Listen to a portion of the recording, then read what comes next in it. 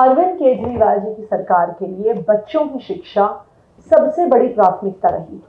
पूरे देश में अगर एक इकलौती सरकार है जो अपने बजट का 25% हिस्सा एजुकेशन पर लगाती है तो वो अरविंद केजरीवाल जी की दिल्ली सरकार है।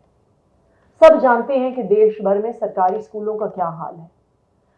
बच्चों के पढ़ने के लिए क्लासरूम नहीं है, क्लासरूम है तो बैठने के लिए डेस्क नहीं है, बच्चे टाट पट्टी पर पढ़ते हैं। जब बरसात का मौसम आता है तो कमरों में बरसात का पानी टपकता है, टॉयलेट नहीं है, पानी नहीं है, बिजली नहीं है।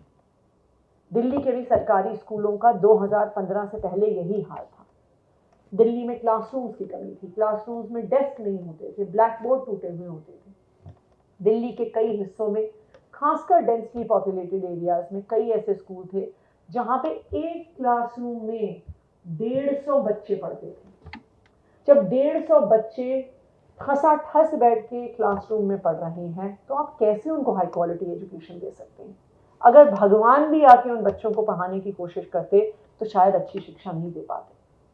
लेकिन अरविंद केजरीवाल जी ने ठान लिया था कि वो दिल्ली के हर बच्चे को, चाहे वो अमीर परिवार से हो या गरीब परिवार से हो, हाई क्वालिटी एजुकेशन देंगे। प्राइवेट स्कूल के बराबर अच्छी शिक्षा सरकारी स्कूल में देंगे। और 2015 से कवायद शुरू हुई दिल्ली के सरकारी स्कूलों को वर्ल्ड क्लास इंफ्रास्ट्रक्चर देने की, दिल्ली के सरकारी स्कूलों का इंफ्रास्ट्रक्चर एक्सपैंड करने की। 2015 में दिल्ली के सरकारी स्कूलों में कुल मिलाकर 24,000 कमरे थे। इसका मतलब क्या हुआ? इसका मतलब हुआ कि 1947 जब से हमारा देश आज़ाद हुआ तब से लेके आज तक इतनी सरकारें आई, लेकिन उन्होंने सिर्फ 24,000 कमरे बनाए।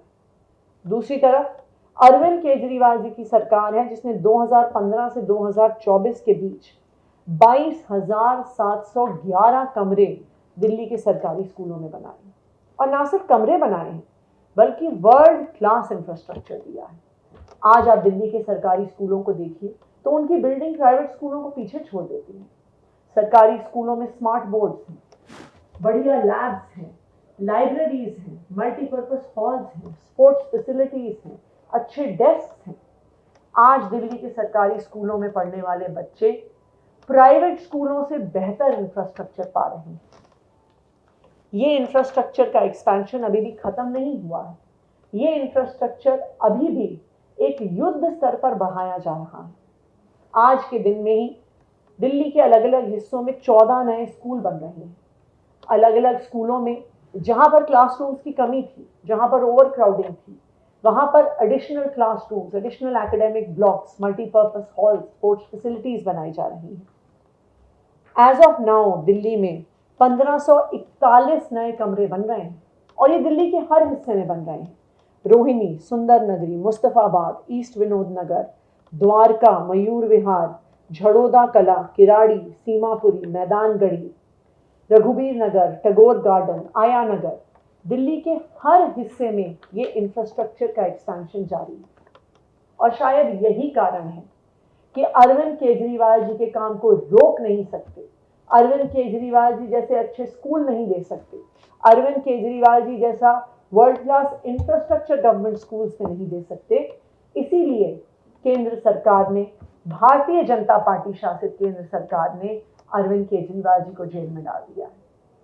लेकिन मैं दिल्ली के लोगों को ये बताना चाहूंगी कि अरविंद केजरीवाल जी की सरकार दिल्ली के बच्चों को हाई क्वालिटी एजुकेशन देने के लिए प्रतिबद्ध है। चाहे भारतीय जनता पार्टी ने अरविंद केजरीवाल जी को जेल में डाल दिया, चाहे भारतीय जनता पार्टी ने मनीष सिसोदिया जी को जेल में डाल दिया, लेकिन दिल्ली के बच्चों को, दिल्ली के सरकारी स्कूलों को अच्छा इंफ्रास्ट्रक्चर देने का काम जारी है और जारी रहेगा।